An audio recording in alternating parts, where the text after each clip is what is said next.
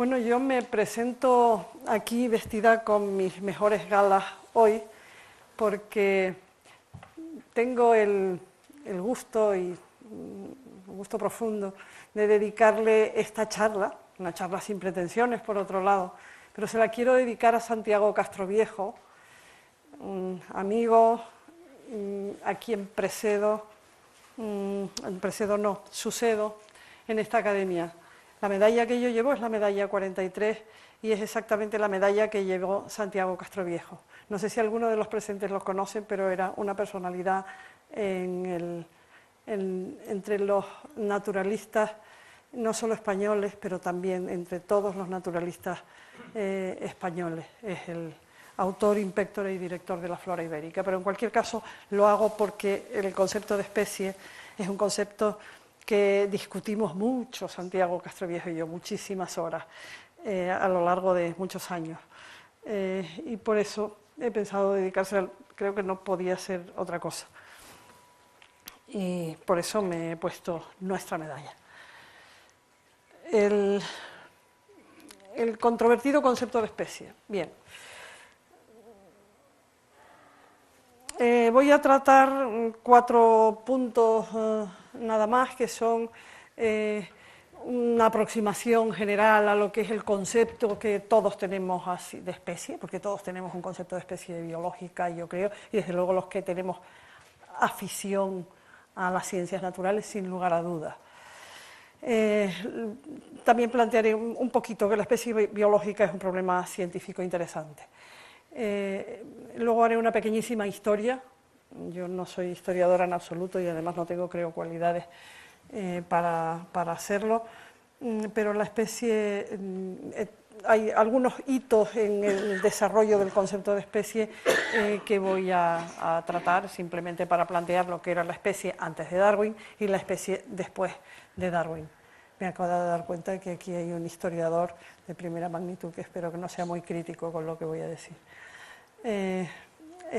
Aspectos metodológicos muy brevemente, aspectos metodológicos para el estudio y la delimitación de la especie y cómo decidir les voy a plantear cómo decidimos si una especie merece ser especie o no y cuáles serían sus límites, y vamos a verlo con 2 casos del trabajo de algunos de los presentes que trabajan en mi laboratorio. Por un lado es un incremento en el número de especies y por el otro es lo contrario, un decremento por el número de especies y no decremento por extinción. Entrando solemos llegar a una manera cómoda de llegar a una definición o de acceder a ella, es el diccionario de la Real Academia de la Lengua. Nuestro diccionario, el de la Real Academia Española, coloca el término especie biológica como 7ª acepción en el término especie. Por comparar, en el diccionario, cualquiera de los diccionarios de Oxford, que es los que se accede en la red, el término especie biológica es el primero cuando se habla de especie. Comparando lo que en ambos, esta es una traducción burda que yo he hecho, y aquí voy a comparar muy deprisa lo que dice de especie el diccionario nuestro de la RAE y lo que dice el diccionario de Oxford, el diccionario inglés. El diccionario de la RAE hace una descripción de especie estrictamente taxonómica, introduce el concepto de género, que luego describe muy bien, y habla de caracteres genéricos, y simplemente eso sí que dice que los elementos que constituyen la especie se parecen entre sí. Eso es todo. El diccionario inglés dice que las especies, los elementos de la especie son capaces de intercambiar genes o cruzarse, y que la especie se nombra con un binomen latino, y pone el ejemplo de Homo sapiens. son extraordinariamente distintas y es muy de señalar que la del diccionario inglés tiene un planteamiento que podríamos considerar se acerca a la descripción científica con mucha corrección. Cuando hablamos de especies, desde luego yo creo que estarían todos de acuerdo conmigo en que el concepto de especie, que son organismos parecidos y que se cruzan, está muy claro en los animales, todo el mundo lo reconoce con mayor o menor precisión, pero todo el mundo dice es la especie gallina o la especie cebra o la especie león. Se entiende lo que es el concepto de especie de una manera popular muy clara. También, si cuando uno va a una frutería, también el concepto de especie queda bastante claro en un jardín botánico. Incluso en un microscopio, cuando son formas distintas, la gente podría decir que son especies, pero no es lo primero que se le ocurre. Tampoco es lo primero que se ocurre cuando uno mira mohos, por ejemplo, cuando uno llega y se encuentra con que una pared se ha humedecido y han crecido un montón de micelios de mohos. El concepto de especie no se le ocurre a nadie, es lo último que plantearía, yo creo. Asimismo, en los cultivos microbiológicos el concepto de especie no se accede bien y desde luego a casi nadie se le ocurre pensar que hay determinadas enfermedades que están producidas por una especie determinada y no otra de parásito, aunque le den un nombre. Eso uno no está acostumbrado y creo que con mucha justicia podemos decir que en las especies microbiológicas el concepto de especie no está tan afianzado. Puede haber especies artificiales. Yo no quiero entrar en el tema de los organismos modificados. Estoy convencida que en el futuro inmediato con la técnica CRISPR y otras se obtendrán todavía muchas mayores modificaciones en el genoma de los organismos, pero yo diría que para que haya especies tiene que formar parte del elenco en equilibrio y de una línea evolutiva, es decir, se tiene que afianzar como una línea evolutiva automantenida. Es decir, yo no diría que es una especie nueva porque aparece un producto nuevo, como diría un colega mío que está por aquí sentado, sino al contrario, hasta que no forma parte de un linaje evolutivo, yo no lo llamaría especie, pero en fin, discutible por supuesto. En fin, son también especies los sujetos pacientes sobre los que se trabaja en el progreso del conocimiento científico. Hay que decir que una crucífera, que es una planta que se llama Arabidopsis thaliana, es responsable de muchísimo avance científico, o dos hongos, por ejemplo, como Saccharomyces cerevisiae o Neurospora crassa, son sujetos para la ciencia, se ha trabajado sobre ellos y quiere hablar de Drosophila diptero, Drosophila melanogaster. Es decir, hay especies que son críticas en el proceso del conocimiento y son especies que tienen que quedar muy bien definidas por ello mismo. Y hay dificultad, ¿no? ¿De cuántas especies hablamos en el planeta? Pues a mí me gusta poner esta imagen porque bueno, es muy accesible y sobre todo porque nos indica que este mundo es un mundo de insectos. Este planeta es un planeta de insectos y luego vivimos algunas otras especies, pero sobre todo insectos. Tengo dos asteriscos aquí donde los procariotas, porque se admite que desde los años transcurridos hasta hoy se sabe que están absolutamente infravalorados y además también el concepto de especie está seriamente discutido en los procariotas. Entonces la especie es especialmente, yo destacaría, es muy importante porque además es una unidad es la unidad básica de la diversidad, cuando se han puesto estos números, se ha dicho números de especie, por tanto, el definirla de una forma convincente es muy importante. Pero incluso, por cierto, les digo que también la especie es tiene un concepto de unidad jurídica, porque es como una unidad sobre la que se discute y se tipifica frente al fraude. Bueno, parece una trivialidad, pero yo creo que no lo es, y de hecho está generando mucho desarrollo científico para simplificar el concepto al que ligar el sustrato jurídico. Bueno, el problema fundamental que yo creo que ocurre en la especie es que, y por eso se hace difícil definirla, es que una especie es algo que hoy observamos, pero que hace unos pocos millones de años es posible que no estuviera o sería muy distinta de lo que hoy hay, y dentro de otros cuantos millones de años tampoco será esa a lo mejor.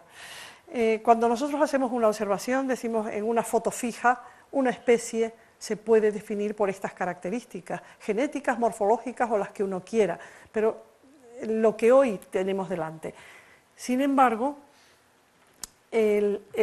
cuando lo queremos definir, tenemos que saber que la especie cambia de espacio y eso hay que tenerlo en cuenta para ajustar que pueden haberse producido unos cambios genéticos, por ejemplo, hay un gen que ha cambiado, otro gen que no ha cambiado, es decir, todo esto, si el tiempo que contemplamos es un tiempo limitado, no pasa nada. Pero si el tiempo que contemplamos es un tiempo muy acelerado, la definición de especie se pone muy, muy cuesta arriba. Así es que esto de lo que se llama la característica de la sincronía o la característica de la diacronía para poder definir las especies no se puede prescindir de ellas. Sobre esto desarrolla un ensayo muy notable un historiador, un filósofo británico que se llama Roberts y que en 2010 hace un estudio muy completo a ese respecto desde el punto de vista filosófico. El concepto de especie, para entrar en esta pequeñísima historia, con perdón del profesor González Bueno, esta pequeñísima historia es para decir que el primer concepto de especie que identificamos así es el concepto de linneo, un concepto morfológico absolutamente fijista, creacionista, y donde dice, en un trabajo ingente, describe muchísimas especies, algunas extraordinariamente bien descritas, es decir, que llegan muy bien a quien quiere reconocerlas. Y luego, además, dice cómo hay que nombrarlas, y él y algunos posteriormente fijan que lo que da nombre a una especie es un único ejemplar que se deposita y que se llama tipo. Claro, Linneo, el hombre, al cabo del tiempo, cuando ya estaba viejo y conocía muchas especies, le chocaba porque al principio él consideró que las variaciones que se experimentan dentro de la especie son variaciones monstruosas, y que la especie era inmutable, pero algunos pues se enfermaban, pero no como una historia completamente natural. Esto es un tema que hay que... Bueno, cito también a Rey porque siempre hay un inglés para todo. Cuando uno cree que un concepto científico resulta que lo descubre en el alemán de Tübingen, resulta que no. Siempre había un inglés que lo había hecho antes y seguramente más ingeniosamente. En este caso, desde luego, porque relacionaba la especie, los caracteres de la especie, decía que no pueden ser mutables porque proceden, por ejemplo, en las plantas de semilla y la semilla la originó su progenitor. Era como un asunto que en pleno creacionismo era muy interesante. Todo esto que digo, Linneo describió muchísimas especies desde el punto de vista morfológico, absolutamente imprescindible ese conocimiento para lo que hoy se hace y para cómo se enfoca hoy la especie, imprescindible. Esto de las tablas rasas, que de repente sale uno muy listo y parece que lo inventa todo, yo creo que eso en el procedimiento científico no existe. Siempre nos basamos en lo que otro hizo y uno no lo descubre todo de repente, ni muchísimo menos. Entonces, cuando entra el concepto evolutivo de especie, que por cierto el concepto evolutivo de especie circula por todo el siglo XIX, hay muchísimos evolucionistas. Yo quiero citar a Lamarck porque, porque Lamarck hoy se ha puesto de moda por la vía de la epigenética. Bueno, yo creo que hay que tener muchísimo cuidado con eso, porque no puede transmitirse, o sea, no puede transmitirse un carácter adquirido como él planteaba, pero en fin, no voy a meterme en ese asunto. Y finalmente, el concepto evolutivo de especie, como la ley de la evolución ella misma, lo plantea Darwin en El origen de las especies. La diferencia básica en relación con lo que estamos tratando del concepto darwiniano es la variabilidad. Justamente la variabilidad, exactamente lo contrario que era el planteamiento anterior. Él ya lo dice y le horroriza un poco el concepto de especie mismo, dice que él no le da tanta importancia si es especie o es variedad, que él como la llamen da igual, lo que hay que ver es la variabilidad en el concepto evolutivo. Después de Darwin, nada tiene sentido en biología si no es a la luz de la evolución, por supuesto. Y la frase de Dobzhansky la traigo, además de porque hay que traerla, porque Dobzhansky, sin llegar a describir un concepto de especie, maneja el concepto de especie que veíamos en el diccionario de Oxford. Las especies quedan delimitadas por la posibilidad de intercruzamiento.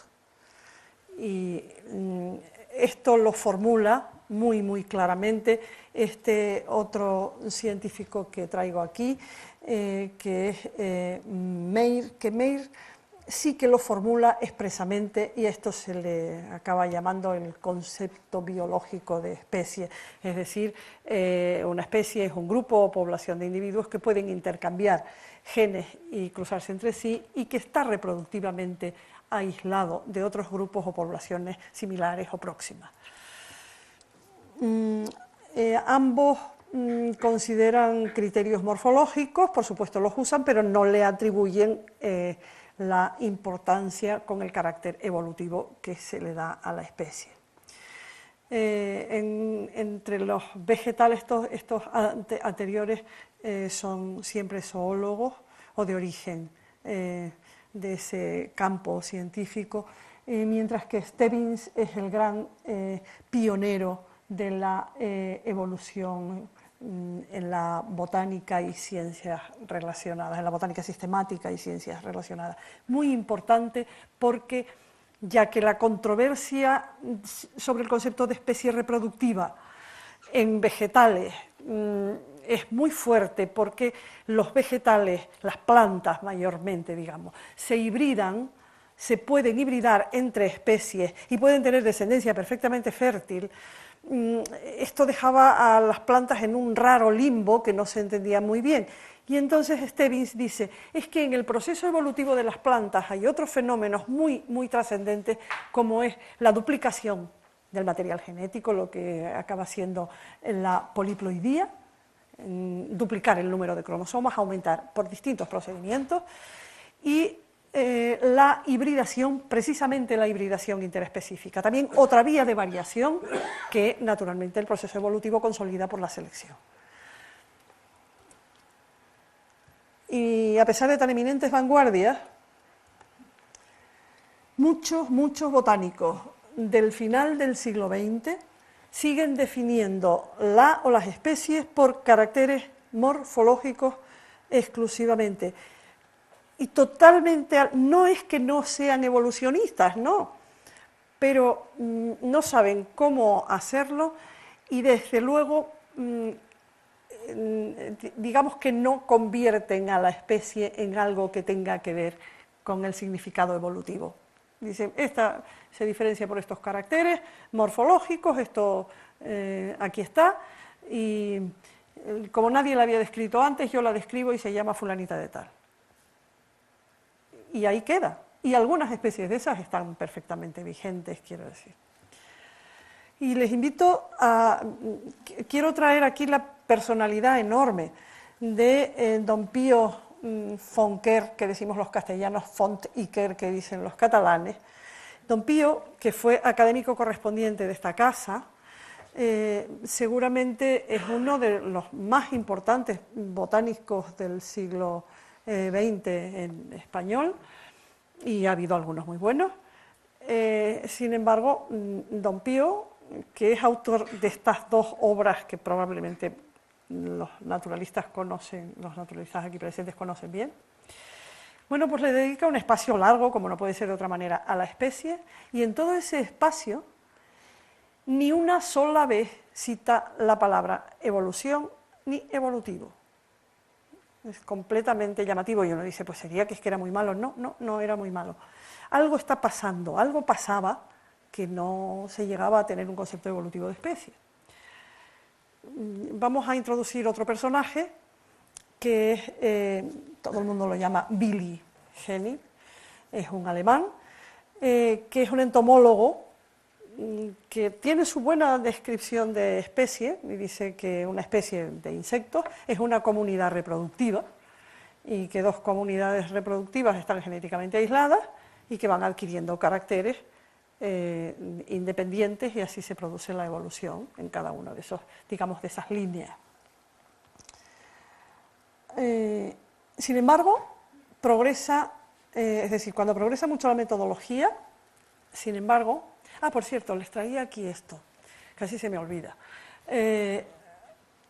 Si uno se mete en Wikipedia en español, se encuentra con que la personalidad de Hennig dice que puso en pie los principios del análisis filogenético y de la sistemática, pero realmente no aportó probablemente ningún concepto que no pueda rastrearse en la literatura científica anterior, obvio, pero ya me gustaría a mí haber formulado con lo que formuló Hennig.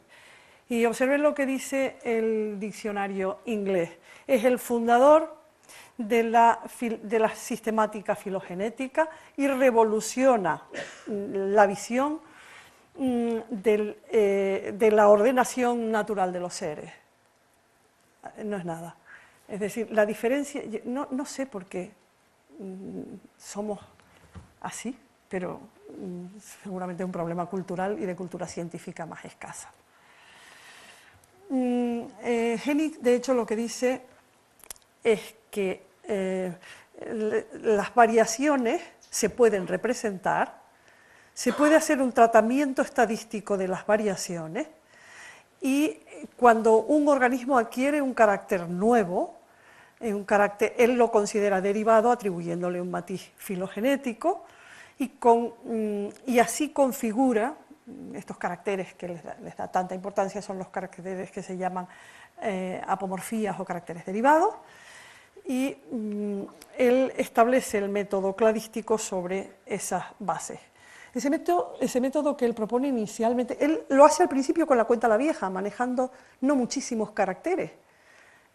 Luego, según van apareciendo las posibilidades de manejo de muchos datos, la cosa cambia. Pero al principio él maneja unos cuantos caracteres morfológicos. Con los datos morfológicos y los pocos caracteres, fracasa totalmente en las plantas un sistema con consenso. Las especies de unos no se las creen los otros, la sistemática que se fabrica con la cladística así hecha no se la cree nadie, y eso es lo que ocurre, que retrasa el desarrollo de la comprensión evolucionista de la especie. No es que se sea fijista, es que no se daba con el método, no se podía llegar a ningún sitio que fuera medio convincente. En los años 80, tan lejos como eso del siglo XX, se empiezan en los laboratorios de microbiología, en los laboratorios más especializados, se empieza a desarrollar un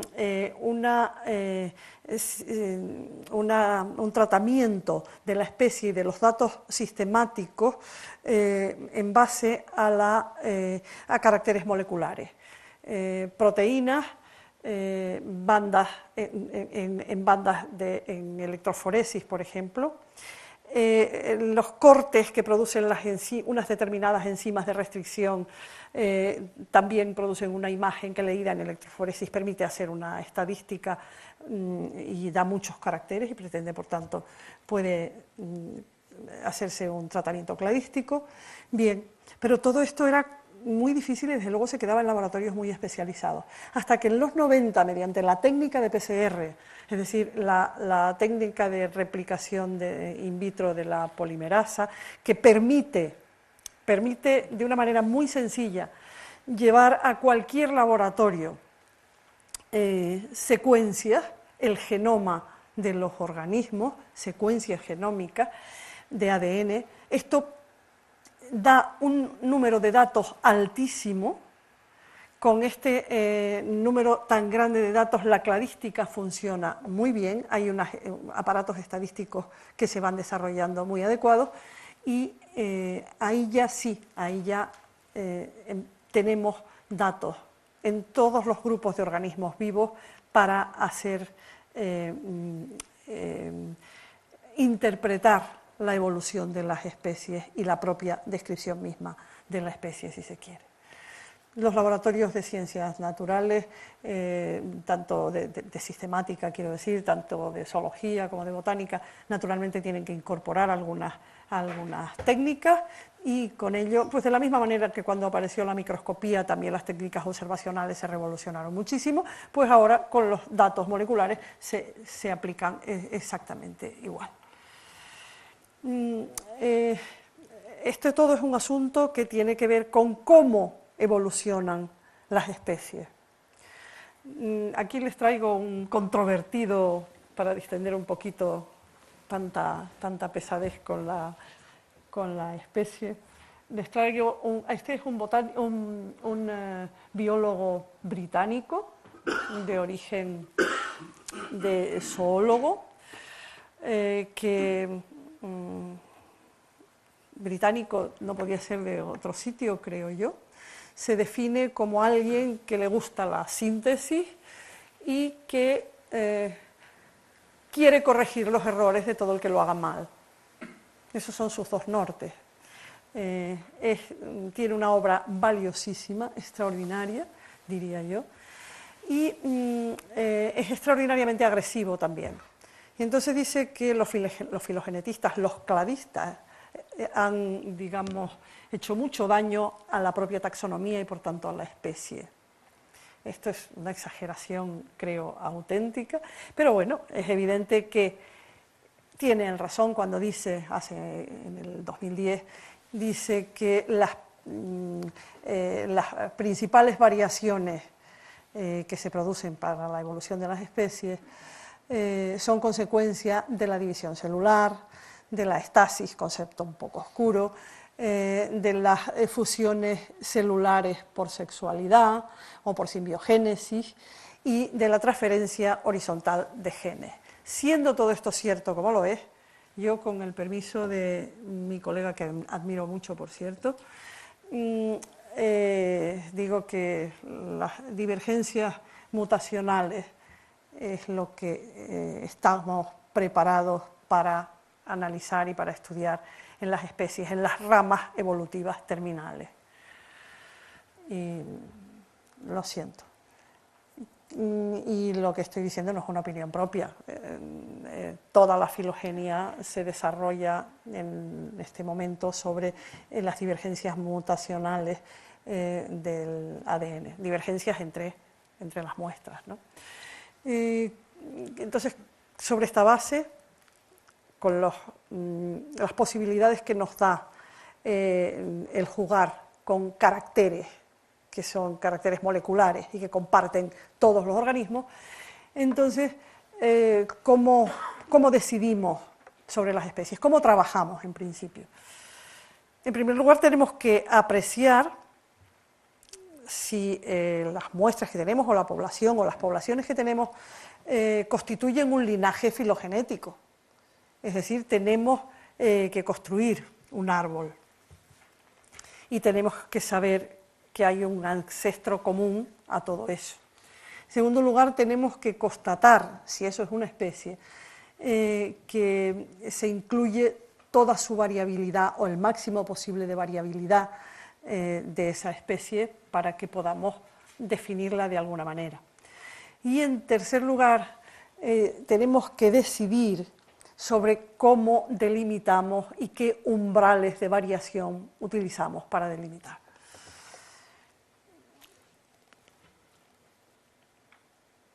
Además hay que buscar criterios complementarios, pero esto siempre es recomendable. Las representaciones que preparamos son árboles filogenéticos que se parecen muchísimo a los árboles genealógicos, es a lo que más se parece, nada más que donde el árbol genealógico pone una sola muestra, nosotros ponemos poblaciones de muestras. Hay muchos tipos de árboles, estos de arriba, estos que están aquí, son los darwinianos del origen de las especies y del cuaderno. Aquí tenemos otros tipos de árbol, pero en cualquier caso la representación en árbol abierta es muy adecuada. ¿Con qué construimos los árboles? Los construimos con secuencias de unos trocitos de ADN marcadores que elegimos por su variabilidad. Necesitamos para estudiar especies marcadores que sean bastante variables, no nos sirven un DNA muy reparado, tiene que ser DNA muy variable o suficientemente variable.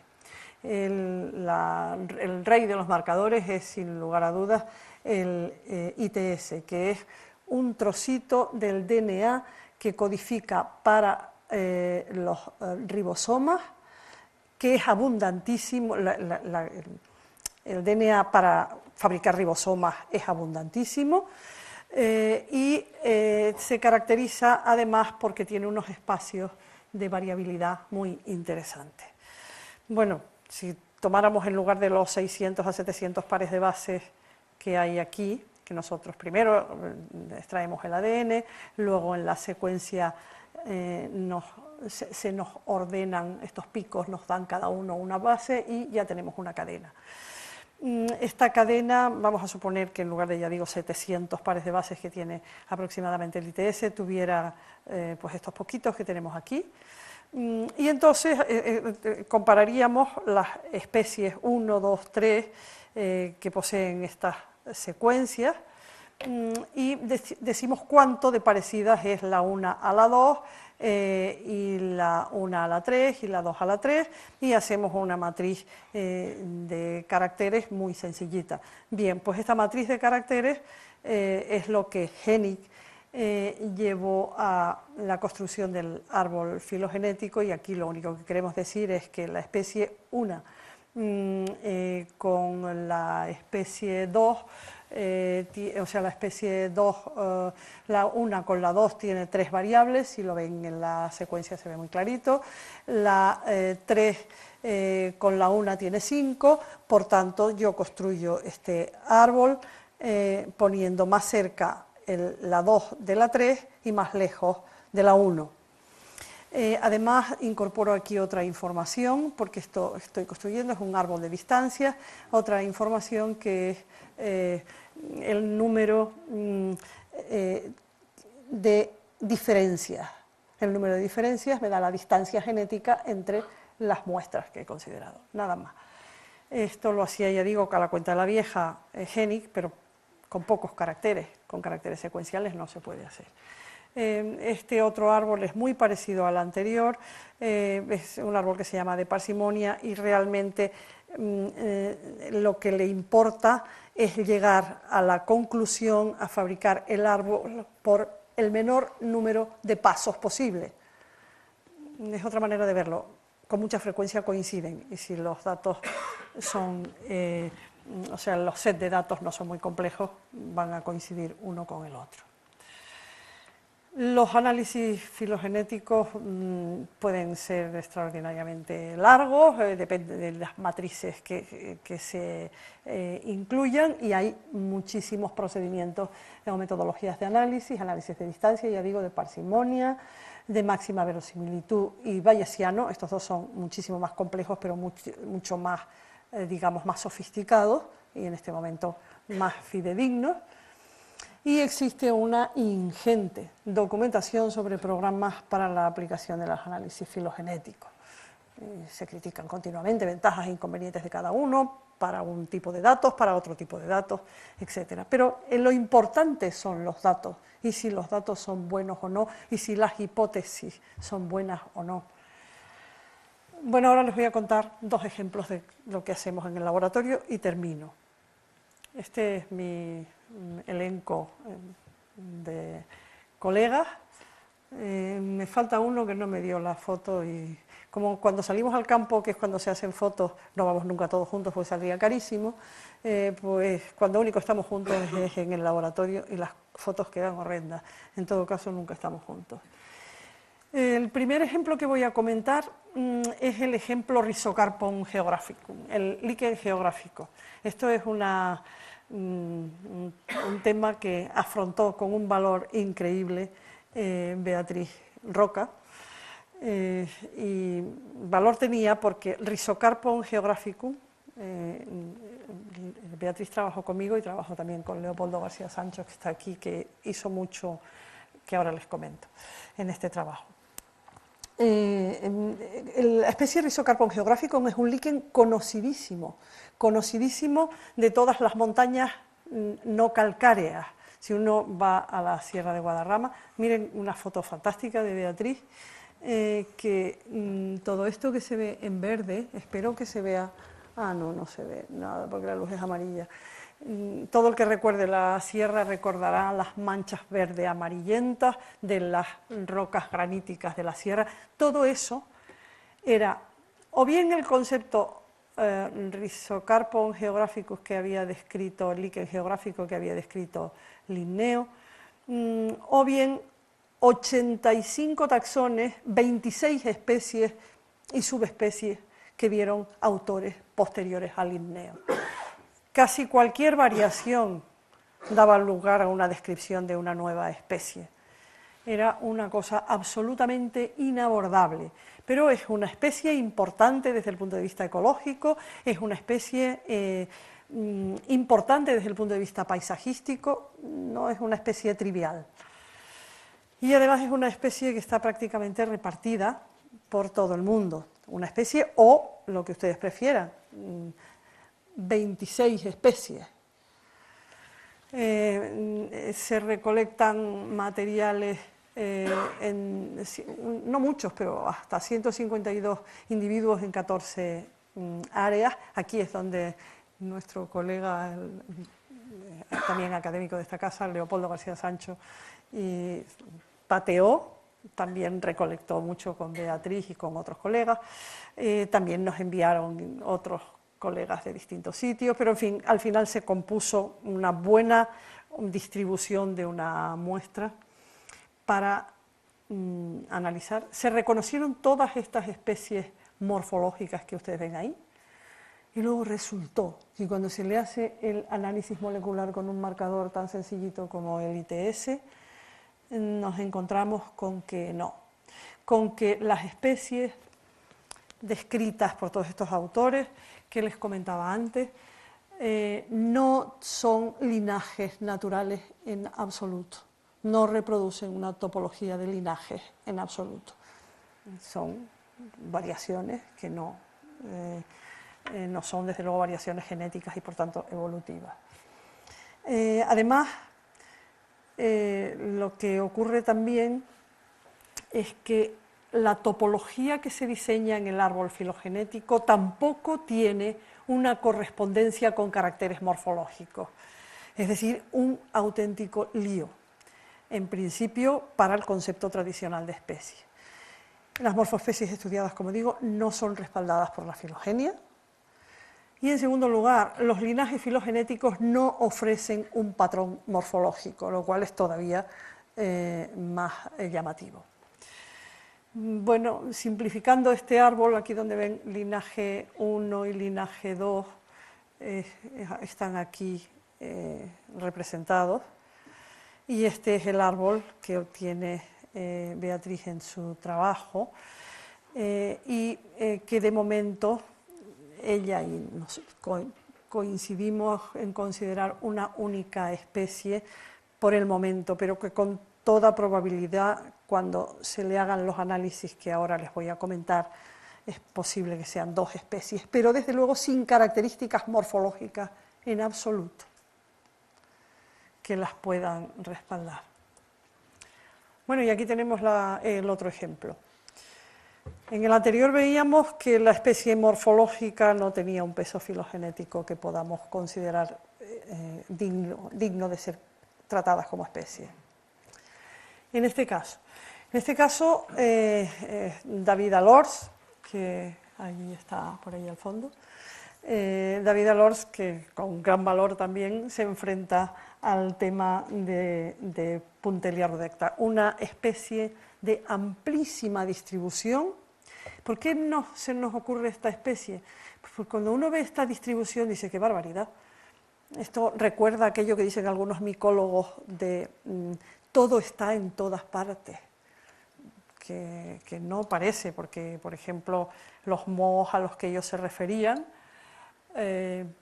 por ejemplo, el moho uno de los mohos de la fruta, del género Aspergillus, la especie Aspergillus nidulans, me parece que se llamaba, hoy son 150 especies.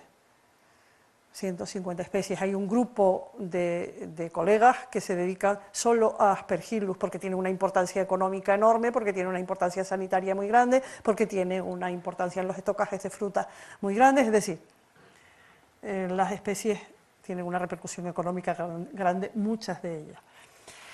Aquí cuando vimos esto dijimos, bueno, pues esto o es, aquí algo raro pasa. Pero bueno, en todo caso nos llamó muchísimo la atención, estas son las Islas Canarias, siempre a las personas de buen gusto nos llaman mucho la atención las Islas Canarias. Bromas aparte, la condición de insularidad y la flora de las Islas Canarias es extraordinariamente interesante y nos pusimos a ello. Esto, por aquí, en Tenerife, está esta Puntelia rudecta. Luego trabajamos mucho también esta zona de por aquí, en particular trabajamos mucho en Ohio, donde la especie es extremadamente común, y luego pues también en esta zona y en esta, es decir, Sudáfrica y Kenia. ¿Y qué es lo que se encontró David en este asunto? Pues lo que se encontró es que rudecta, que así se llama la especie, se distribuye en el árbol, en este clado, en esta rama, con 2 ramas bien diferenciadas, y en bueno, no 2 ramas, 3 ramas bien diferenciadas, aunque aquí solo tengamos una muestra. Y luego por aquí también, esto no tiene una topología de especie de ninguna manera, son más de una. Por aquí no hubo problema porque recuperamos una especie que alguien había sinonimizado y le atribuimos de una manera bastante ortodoxa, resucitamos la especie y la llamamos ruderata, y para todos los materiales asiáticos, en particular Japón, China, la India, etc., todos estos pasaron a llamarse ruderata, otra especie que había sido descrita en algún momento. ¿Y qué pasa con este cuadro de aquí? ¿Qué hacemos? Una especie única, 2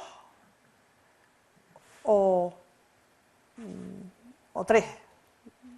Bueno, entonces se aplica los que se consideran los métodos más acabados de delimitación de especies. Todos métodos estadísticos y ninguno muy complicado. El los programas, cuando el muestreo es bueno, funcionan muy bien. La primera columna, que es un tipo de análisis que se llama PTP, que establece umbrales entre especies considerando distancias genéticas.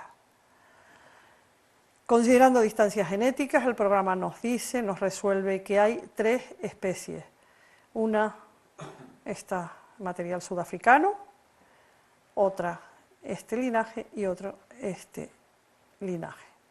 Héteme aquí que este linaje es el de las Islas Canarias y este es el de América del Norte. Segundo análisis que hacemos establece unos umbrales un poquito diferentes, comparando la variabilidad de tasas de mutación dentro de los linajes. Es como si marcáramos el tiempo. El tercer análisis, el segundo y el tercero, son muy parecidos. Este último, por razones que compara, le da mucho peso a los linajes internos, entonces atomiza el concepto muchísimo. El cuarto análisis que hacemos ni siquiera necesita un árbol, es un análisis muy ligerito. Y este análisis es el que ahora mismo está muy de moda para establecer los códigos de barras de las especies. Y por último, el análisis más complejo, que es multigénico y que no nos hace una propuesta de umbrales numéricos, sino que me dice, bueno, yo le doy a usted las probabilidades. Lo más probable es que tenga usted 3 especies. Y resulta que nos da, metiendo todos los marcadores con unas matrices concatenadas enormes, nos da el mismo resultado que el más sencillo de todos, el primero, pero así es la vida. Con estos resultados concluimos que estos 2 análisis son convincentes, que hay 3 especies y que además, usando características complementarias, son más convincentes todavía. Hay geografía que respalda, es decir, aislamiento geográfico suficiente que respalda el que sean especies distintas. Esta especie solo aparece en Sudáfrica, esta solo, de momento al menos, solo aparece en Canarias y esta solo aparece en Norteamérica. Es posible que las 2 norteamericanas, como propone alguno de los análisis, se pudiera forzar, pero no encontramos ninguna característica complementaria que nos obligara. Finalmente, yo les propongo una definición de especie, que es una especie, podría ser, un linaje, para la discusión, un linaje evolutivo discreto que comprende poblaciones o muestras, cuya distancia genética con los linajes relacionados, y uso solo distancia, que me parece suficientemente convincente, es mayor, la distancia genética es mayor entre los linajes que las distancias genéticas entre las muestras dentro del linaje. Esa es la definición que yo les propongo. Además de ello, yo obligaría a la observación de caracteres complementarios, otras cosas.